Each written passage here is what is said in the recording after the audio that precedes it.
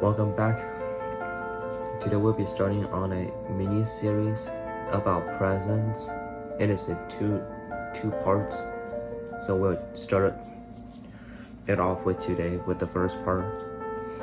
We'll be looking at Mark chapter 2, verses 23 and 24, where it says, One Sabbath, Jesus was going through the grain fields, and as they made their way, his disciples began to pluck heads of grain. And the Pharisees were saying to him, Look, why are they doing what is not lawful to do on the Sabbath? Law 101. It actually was not unlawful to pluck a head of grain on the Sabbath. God commanded that his people rest every seventh day, and Moses specified that no fire be lit in its observance. So the Jews prepared their Shabbat food ahead of time.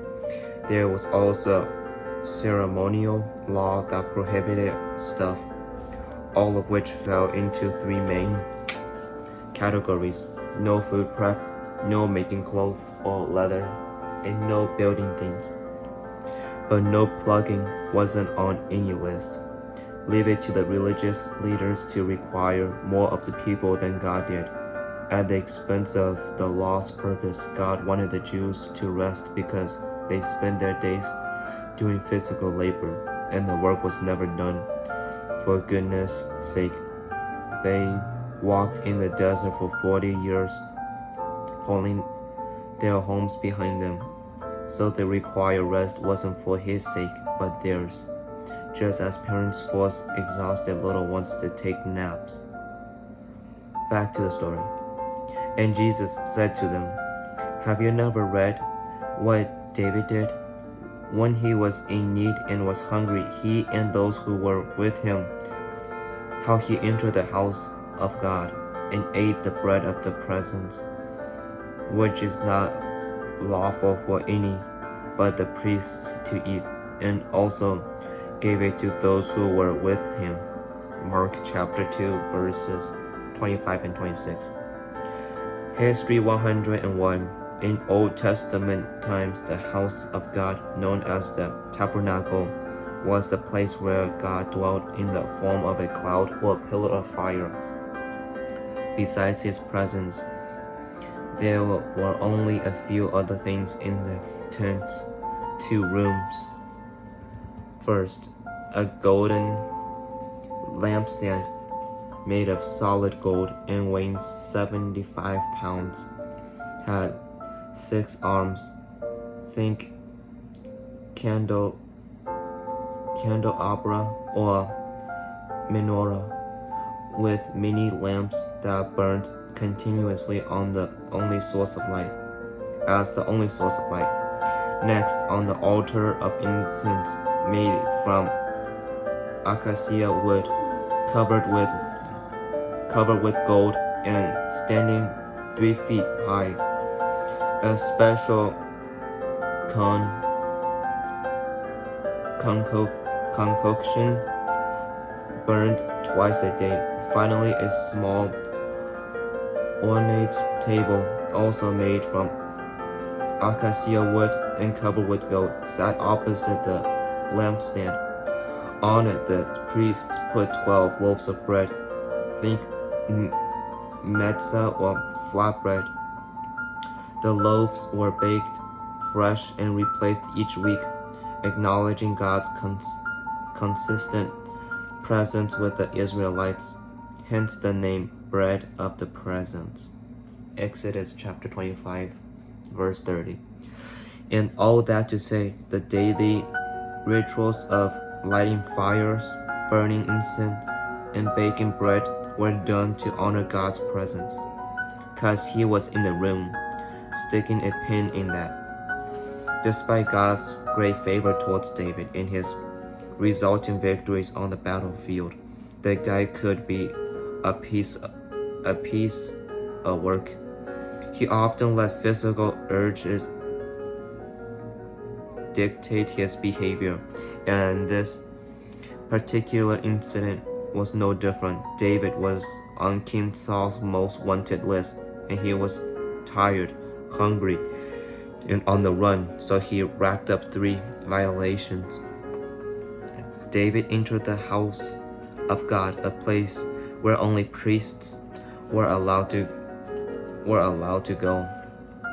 2. David lied to the priest, telling him that he was on a secret mission from Saul.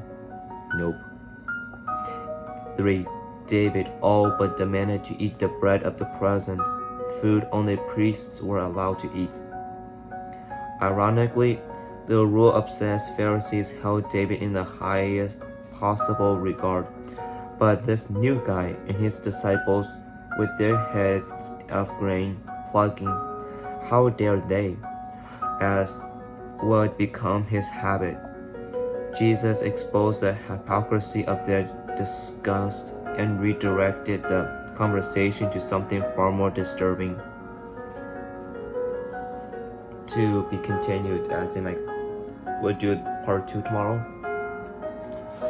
The prayer for today is, ask God to reveal to you where your value rules over relationship.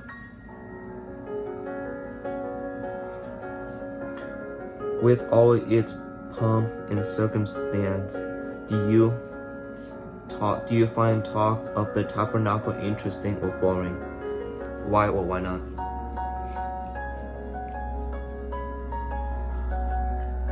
With all its pomp and circumstance, do you find talk of the tabernacle interesting or boring? And why? Imagine the room where God's presence dwelled. Imagine approaching the cloud or pillar of fire. How would standing in His presence in that warm and quiet place affect the way you view the requirements of the law?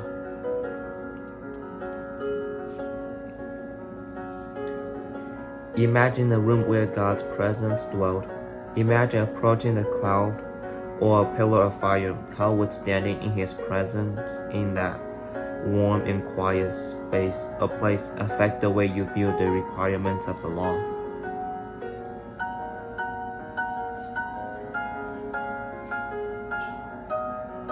Now imagine walking with Jesus. Imagine the unrestricted access, the casual conversation, and the warmth of His personality. That's all. Just imagine.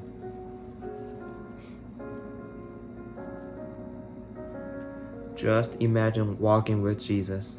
Imagine the unrestricted access, the casual conversation, and the warmth of His personality. Just imagine. And so that will conclude our part 1 of the series of presence. And tomorrow we will do day 2.